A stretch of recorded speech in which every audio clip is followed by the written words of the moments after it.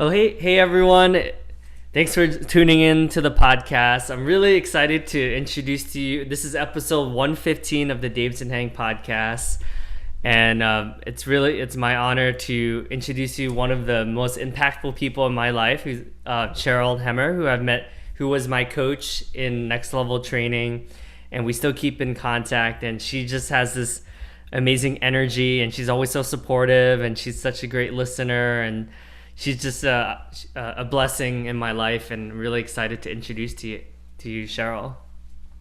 Ah, Thank you so much, Davidson. I am grateful to be here with you and to connect with you and talk more. I'm grateful to have been your coach and to be part of your life. So thank you. Thank Thank you. Yeah, and I see that you've also had a lot of cool life changes as well, like moving over to Omaha. And I feel like the nicest people are in Omaha. LinkedIn had an office there, or has an office there, so I know a lot of folks in Omaha. And I mean, basically every human being I know who is a vet is obviously has a huge heart, and you're what you would say the consummate vet, I would say. Like very, and that's what I've noticed. Like one of my best friends or my roommate. So I went to Cook College, or School of Environmental Biological Sciences at Rutgers, and Mhm. we have a vet program. So I was in a lot of classes with folks who majored in animal science. Oh, wow. That's really cool. Hmm. Yes. I would say Nebraska is supposed to be known for very nice people and they're and corn, obviously. Like, the Yeah. corn huskers is a big player. Oh yeah, yeah. Yep. So And yes. And I know you're a leadership coach. You've been pretty involved in the world of leadership, and I think the thing that I would say that separates Next Level from many of the other coaching programs I've been a part of is Next Level really celebrates like not only community but like really giving back, right? Whether it's and teamwork. Yeah. Specifically, there's a big project that many of you do, and it's really cool. I know with Landmark, we each had our own individual projects, right? Which Mhm. is cool because we were able to like pick what we were passionate about personally during the self expression leadership program. But I think there's something unique and special about having it a team effort, and I think that's such a valuable skill. So yeah, I think that's a beautiful thing that you all do.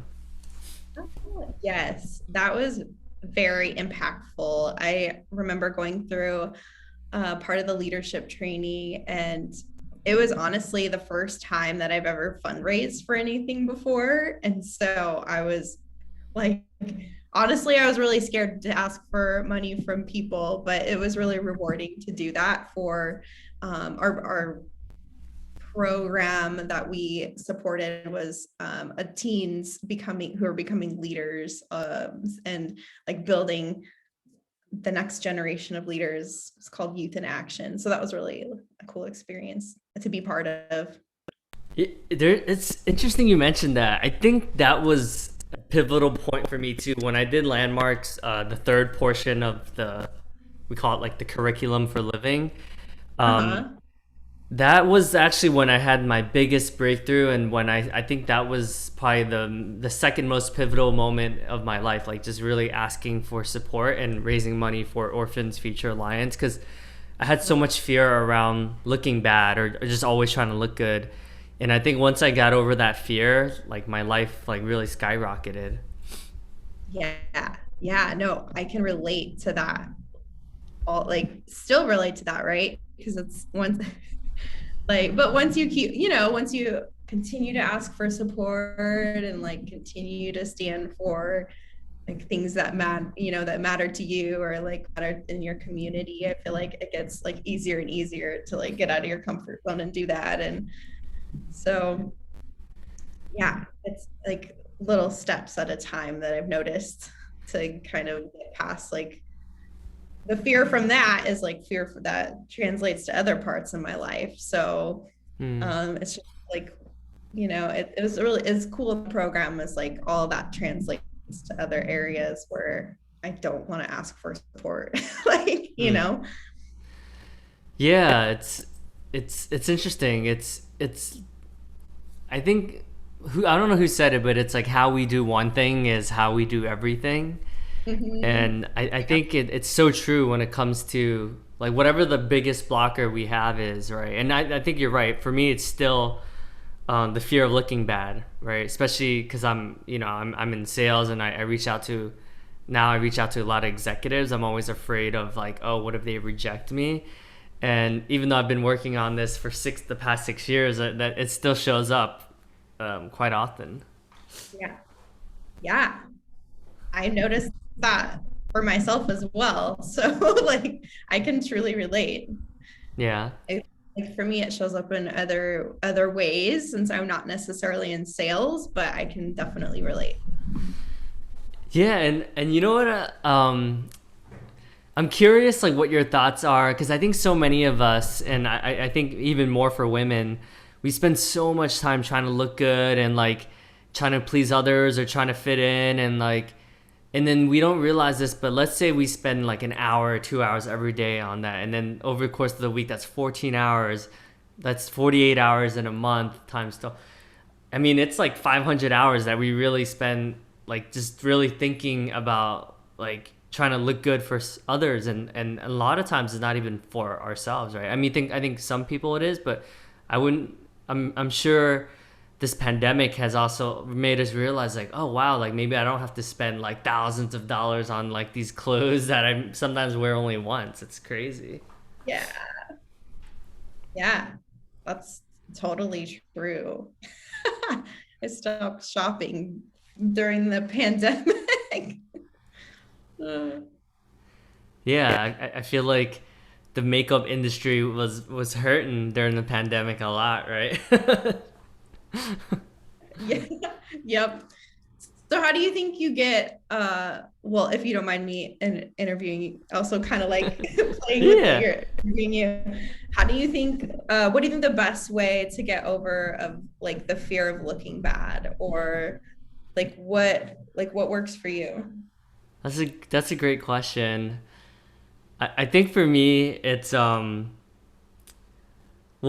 I think like if I journal every day, so I like for today for instance, I spoke in front of hundreds of high schoolers for their career day. Wow. And usually I'm like, oh man, is the lighting good? Like, is my camera, like I'm all like thinking about like, oh, did I gel my hair and stuff like that? But instead, I was just really like present to each student and the future that they have. And like, I was talking about coaching actually, because I was in the room with like a psychotherapist, a psychologist, a social worker, and so they paired me in like the mental health group.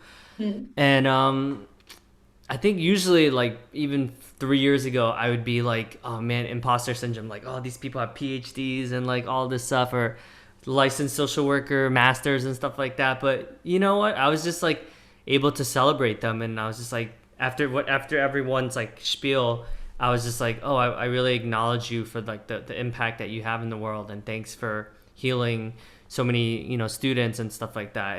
And I don't know. I guess it's like less about me and more about like others and students. Mm. Yeah.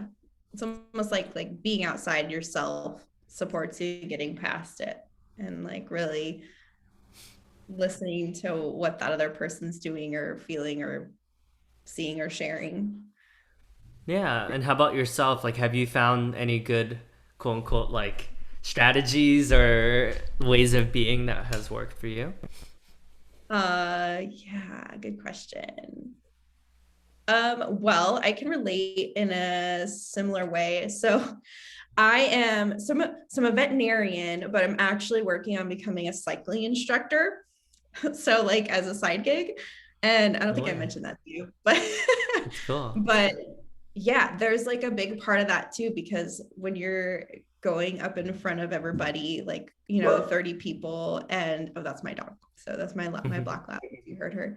Um, you're sitting up on the bike and like everybody is looking to you and like everybody's intention is on you, and you get to coach them and like tell them what to do with their bodies when they're on this bike. And basically, like, my goal is to inspire them into becoming like a better version of themselves, right? So and then so I really get to like focus on that. Like, it's not about Mm. me, kind of like you said, it's about like I'm, empowering others to grow, but also like I get to grow with them, so it's kind of mutual. Mm. Because I'm also working on, getting past like, yeah, the fear of looking bad. And then like for me, I've gone through just like, I don't, a lot of shame with being like in front of people, because like I was used to like hiding or not really talking in front of people, but like I was good at one-on-one stuff or like, small groups, but like this is definitely out of my comfort zone. And so I think the more I do that, like the better, the more I'll get comfortable with it. But Yeah. it's been interesting. Yeah, it's definitely just, I think practice is the biggest thing that works for it, even no matter how uncomfortable it is. And then the more you do it, the more you go out of the comfort, you get comfortable doing it, I guess. Yeah. And I think it never truly goes away 100%, right? Because then we'll just be playing a bigger Yeah, game, and then instead of 50 people, it's 100 people. Like today was 350 people, right? So I that's think, incredible. yeah, but I do think like you just kind of like get a little bit more comfortable, but then the bigger game, so you're always in that constant state of like quote unquote being uncomfortable. So I Yeah. think like that's the thing, that it never truly goes away, because I mean I still get nervous when I have to speak to 350 people, even though I've done it like 50 times now, so I don't know, Mhm. like it's interesting. Yeah, maybe it's like just getting past it a little faster each time, or like Yeah. I know I heard that Lady Gaga was talking to someone right before she got up on stage to do her last one of her last performances, and she was like telling him how nervous she was, and she's done like thousands of live performances, so I would agree with Yeah. that. you know Yeah, yeah, it's interesting. Like, I feel like that's why I love reading biographies, because you read all these like people who seem to be so confident and like have it all, and then when you read their essentially their diary, right, their journals, you're like, oh my god, like they have the same exact like feelings and emotions as me. It's so weird. yeah, yeah, it's true. We all have the same worries or fears or emotions. I'm curious. So you're committed to just growth and transformation, and you always put yourself into more uncomfortable situations. I'm curious to you as to like what makes someone like continuously keep wanting to strive, right? Like I think most people would say like, well, I don't get it. Like what drives you to always every year kind of like push yourself more? Because I don't think that's every person. That's every human being. Yeah. That's a good question. I think it's different for everybody. Like, I would say like the first when I first found out about transformation, like all I really wanted was more time and energy in my life. Hmm. And so my um and so like that was what my friend was getting from like reinventing herself and getting out of her comfort zone and like becoming a leader, right? And her thing was mindfulness and just like wanting to support others with that. And so, but I was at a point where I was just like, I could just use more energy. And so Hmm. and so I think the more that I do reinvent myself, like the more I do find more time for like myself, like learning how to, like there's always going to be some sort of like little things that I can do to like be more energized, or like for me, like how can I support more animals, or like what can I do to get past this one thing so that, or like my fears of things to get to support others in like living a better life. And so I think part of it's like my first it was like about me like having energy, and then it kind of turned into like, oh, I do want to do more for others and Uh, live outside of myself. And so that's kind of what like kept me learning and growing. And also I think that I'm just passionate about growing, and I don't know if like I don't know if everybody is passionate about growing. But uh, that's I a mean, I good think point. there's Yeah. a potential for that, but maybe I don't know. On a completely separate note, but we'll go back to this topic because I think there's probably a lot there. But I just watched the documentary like Cowspiracy. Oh my god, have you seen that? No, what, tell me more. It's so sad. I mean, it basically like if I was to summarize what I got out of it is like you know how like the conditions in which we raise like the animals for the most part is like pretty sad, like you know like the chickens and the cages that we put them in, and you know how we inject them with so much hormones that like they're so fat that they can't even move, or there's like 1,000 chickens within like a couple feet radius, so they're just literally pooping on each other and stuff. Like it's so sad, you know, like I think I don't know. And then I was reading today, there was an article, or so there was something on Reddit where it's like people are purposely not having children because of the overpopulation, and there's only so many resources as of today, like on Earth. And if we keep going at the rate we're going, like it's not going to end well. And I was just like, whoa, like, and I was kind of thinking, like, should I do that? Like, you know, I've never thought of it that way, you know, because it's like, oh, people say having kids is like one of the most beautiful experiences in the world, right? I'm sure Right. it's like the same with, you know, having a dog or having a pet. But yeah, just food for thought, you know. Mm-hmm. Yeah. I mean, that's a lot to think about for sure. Like I would be interested in watching that documentary as well. But like um yeah, I mean we're going to run out of resources, right? If we don't start like thinking about reusing, and also like what, yeah, what's going to happen when we get to that point where we're like we're going to be at like a point where there's limited resources for each other. Then what do we do? You know, are we going to support each other? Are we going to, is it going to be a battle? That's Yeah, scary. and this is a last thing about that, but and then I also watched a Seaspiracy, and like one of the things that really like made me really sad was like when they killed, like they do like an annual like whale hunting thing where Mm-hmm. they kill I think it's like beluga whale, oh killer whales actually, Mm-hmm. but you know the perspective that the locals gave is like, well, you guys kill like cows, right, and eat them, right, and then it's like to give Mm-hmm. you perspective, this one killer whale can like feed 300 people, you know, so instead of you Right. guys killing like 100 cow, or you know maybe 50 cows and that feeding the 300 people, we're just killing this. And and then the way he reframed it, and I was like, oh, okay, now I don't feel so bad. But it was really sad seeing them like stab the whales and the blood and gushing out, like it was a lot.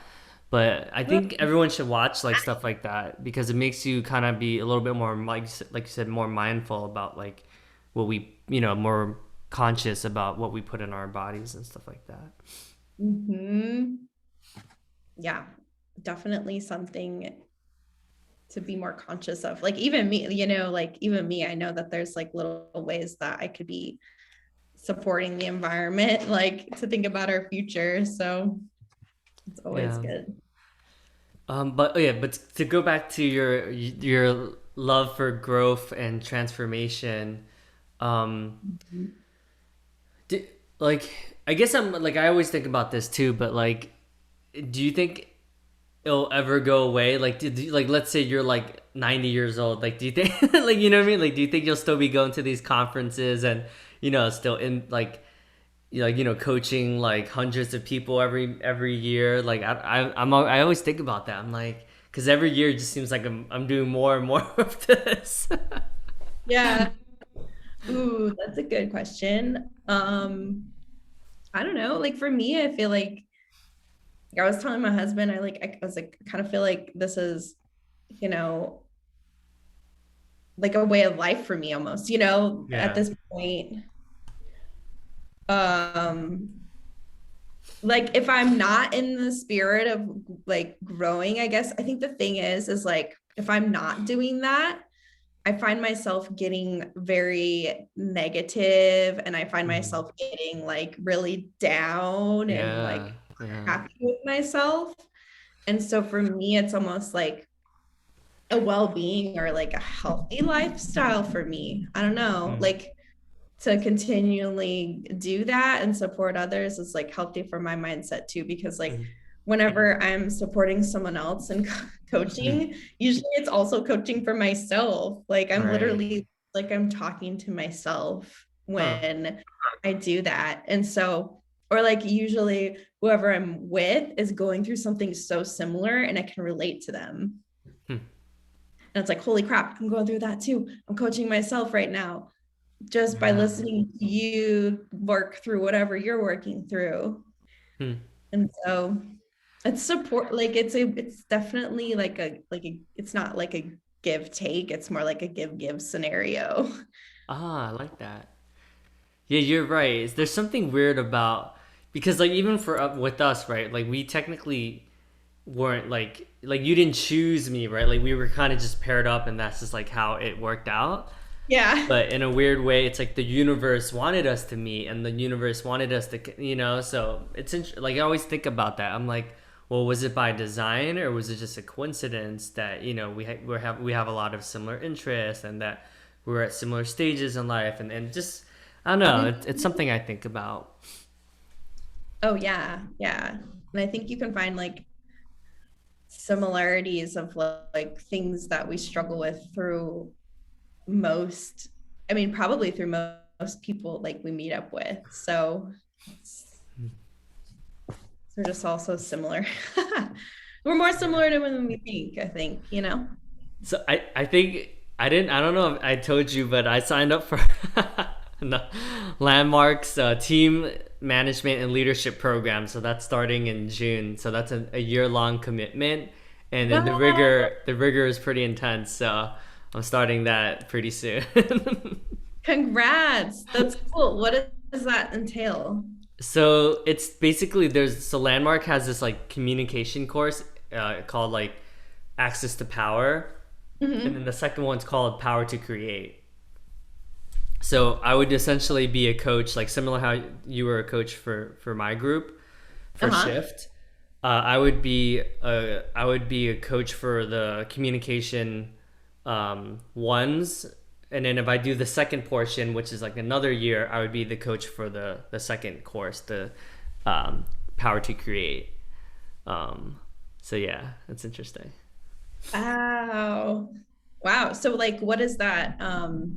What's the requirements for that, if you don't mind me Yeah, asking? so well, back when it was like in person, there would be thousands of people that would fly in from like all over the world. So we would meet in like Quebec or Toronto or Vancouver and Dallas and all over the world, and then all the team leadership management people would.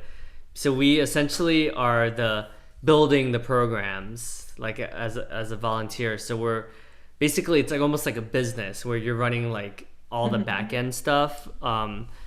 And so the program itself is like pennies. It's like barely costs anything, but because like it's volunteer, like it runs itself. But it's basically like the administrative aspect of Landmark, and then every person has like different teams that you can kind of like sign up for, and then each team's like has like different projects that you want to sign up for, and it's just like a way to practice like leadership skills. But the reason why I signed up for it was because three of the most like powerful people in the self expression leadership program that I did are doing the program now. So I was like, oh, okay, I'm starting to see some trends here. And then yeah, Wow. and then one of them, Julie, who enrolled me into the second portion called the advanced course, like she sold her like huge house in Connecticut, and she's just traveling.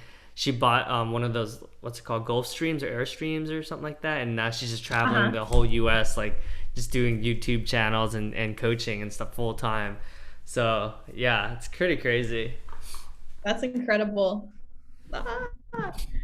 So what inspired you to like do that then? Well, it sounds like the your kind of people that you know. Is there anything else? Like anything you're aspiring for that will support you with or Yeah, I think so. Like what you said, like when you're in the conversation, like you're just much more empowered, right? We're not, or I guess the terminology is like being at effect or being at cause.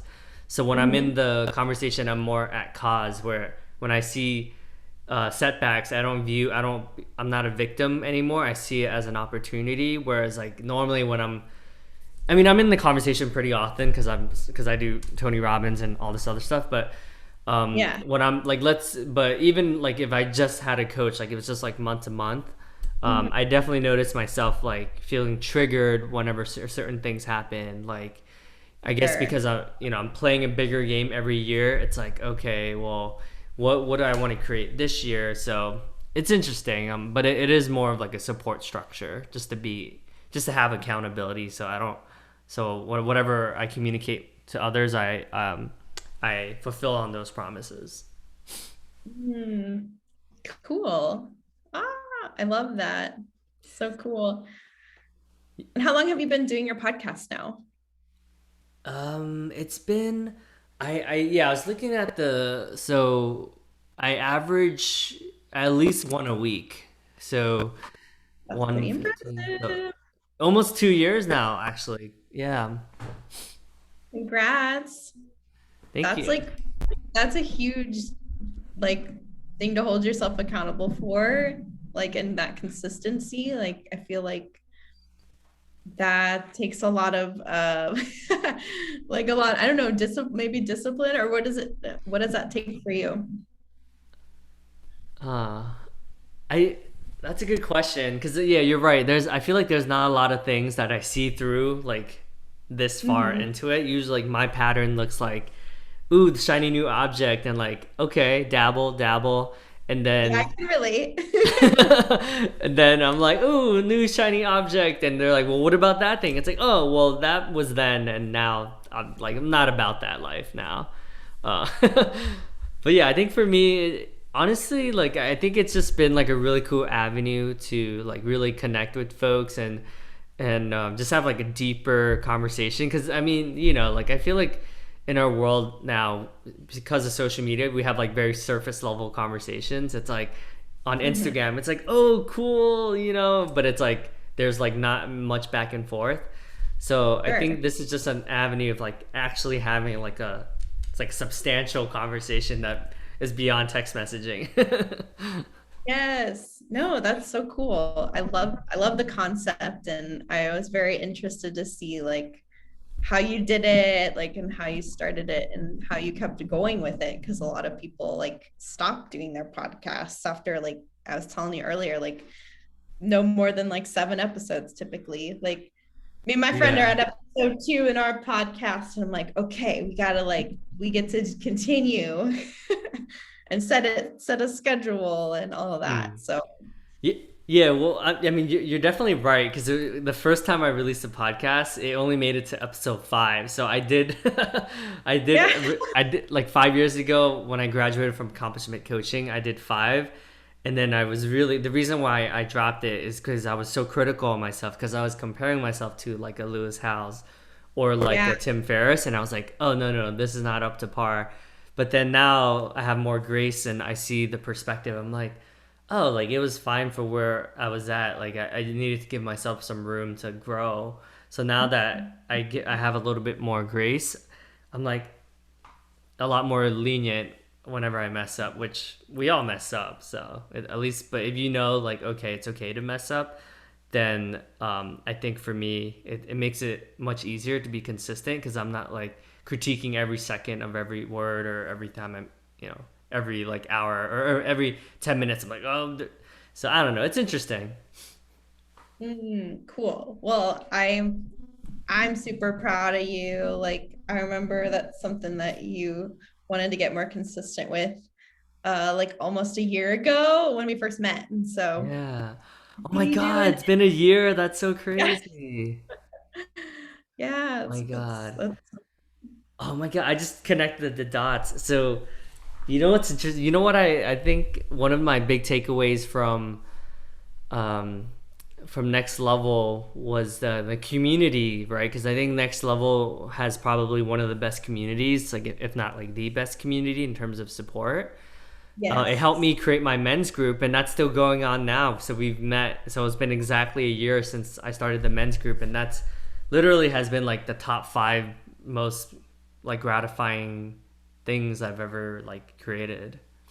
That's so powerful. Like what do you guys do in your men's group or like tell me more.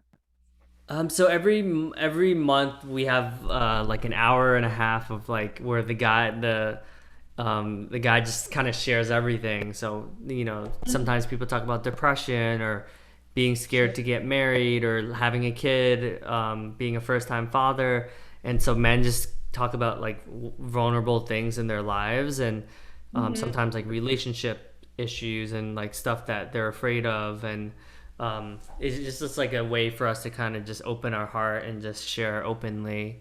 And then the other guys just like listen, and at the end like they can ask questions or point out reflections, or probe a little bit deeper into like, oh, like what do you mean by you were like you were afraid, or what do you mean that like you're afraid of like getting into another relationship because like it's been 3 years since you've been in a relationship, like stuff like that. Mhm. Wow. Wow, that's like so supportive. I it sounds like. Yeah, it's not too different than the at Next Level when we had our group Mhm. and we all really supported each other. I think that was like I tried to model that like same format in a way. Oh, that's so smart. Look at you. That's so cool. What do you think the world would look like if everybody did that? I think there'd be less like road rage, less anger, more like love and peace and connected. Like Yeah. more, I think less differences and more similarities. Like you said, like you can always find some sort of similarity with everyone, right? I think Mhm. the same sometimes mainstream media like they sell a story to kind of sell like talk about the differences, whereas like when you go to programs like Next Level, you're present to the similarities, and less focused on the differences. Yeah, that's true. That's a good point. Yeah. Well, I do have some questions. I'm curious, like, what made you choose this hair color? I know that I think you were blonde when I met you originally. Yeah, am I being videoed right now so like people Oh can yeah, see? you are. Oh, okay. So it was much more vibrant. So like it was purple at the top and then it was pink and then orange.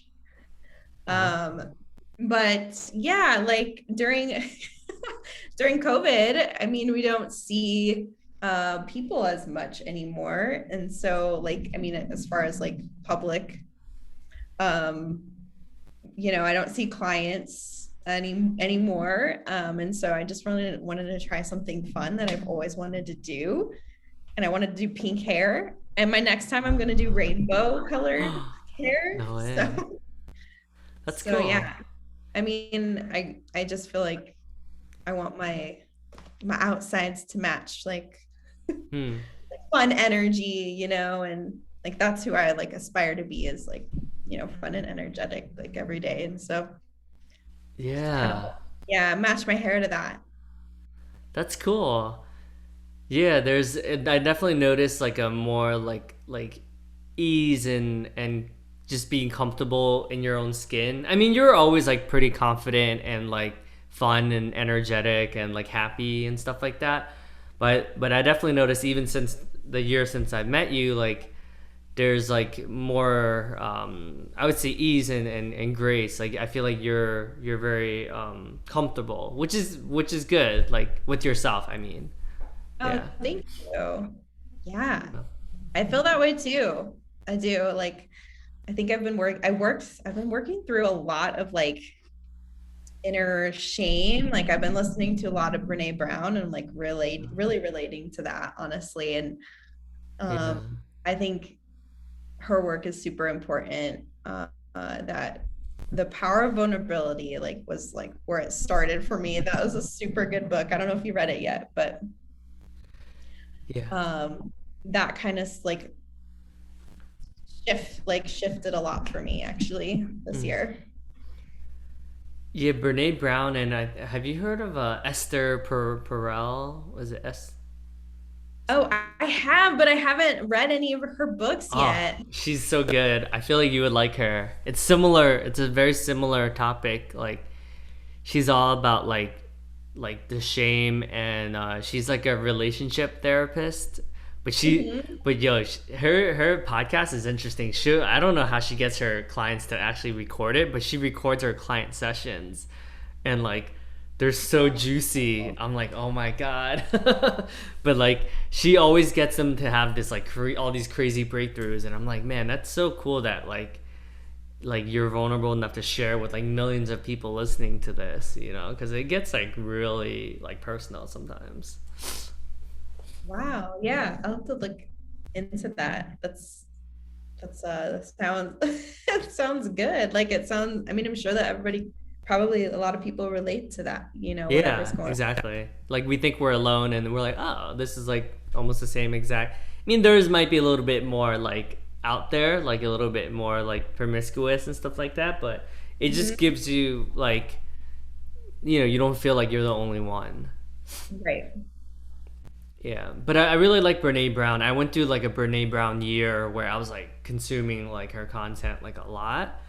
Um, yeah, Yeah, I'm about to read her next book. Yeah, I'm excited. yeah. Well, um, yeah. I mean, I definitely want to acknowledge you, and I love that like what you said about like it's a way of life. I definitely think that that's really cool, right? Because if you think to the this is like I'm not sure who did this, but I remember listening to someone that talks about like doing like being alive and doing like like a living funeral, and then seeing like all the people, like what everyone says about you and the impact and the legacy that you have. And it's cool to think like fast forward like many years in the future, and like to see how many people like lives that you personally have impacted. And yeah, I know like you've had a huge impact in my life, and every time you reach out I always jump for joy, and I really appreciate you being so consistent, and yeah, always like inviting others into this beautiful work. Aw, thanks, Davidson. I want to acknowledge you for setting up this time together because, yeah, I value this time, and I think everybody benefits. Well, from my experience, I benefit from your energy and your positivity, like all the joy that you bring, like wherever you go. So I know that people feel that for sure. And 350 people, like that's amazing. Super impactful, I'm sure. So congratulations on that, like on your accomplishments. And And in typical Cheryl fashion, even though I'm the one that's supposed to be interviewing you, and somehow magically I end up talking more. It's like that's just who you are. Just kind of thinking, I was like, wait, usually the guest is speaking like 70% of the time. How did this happen? That's awesome. we gotta, yeah, it's a give, right? I mean, it's a beautiful gift. I guess I'm curious. Like, do you feel like sometimes like you give too much space, where you're like, oh, I could have said something pretty, like reflected something pretty valuable, but then you're like, oh, like I don't know. Like, do you feel that way sometimes? No, not no, never. No, I mean it's fun. Like everybody has the answers to like, whatever they're going through. It's just like sometimes I don't know, I like getting curious about that. And also like if I'm going through something, I get curious too, like, how did you do that? Like I want to know. Yeah. So That's yeah. great. But I mean, yeah, that's good coaching. That's like coaching 101. So that's good totally. stuff. But yeah, we could have a part two. We can have a part two. Yeah, that'd be fun. Yeah, because I feel like every time we catch up, there's always like so much going on. So it'd be Yeah. cool. Yeah. Yeah. Would love to meet up again. Well, if people want to stay in touch with you or reach out to you, what's the best way to get in contact? Ooh, good question. I would say my email, CherylHemmer@gmail.com. So it's my Okay. first Is that last name. okay if I Yeah. post your email? Yeah, Okay. totally. Cool. Well, thank you everyone for tuning in to the podcast. I know I took what I took away from this was just like the value of friendship and love and connection and community, and just that, to have that beginner's mindset that no matter how many hours you put into self-development and all this transformation program, it never ends. And that's a beautiful thing, right? To see that we have so much more to offer to the world and to contribute. So just want to say thank you. Yes. And every time you're sharing, you're contributing, I say. So, Boom. Best woo. way. It's the best way to end this. Thanks, Davidson. Okay. Love you. Oh, I love you too.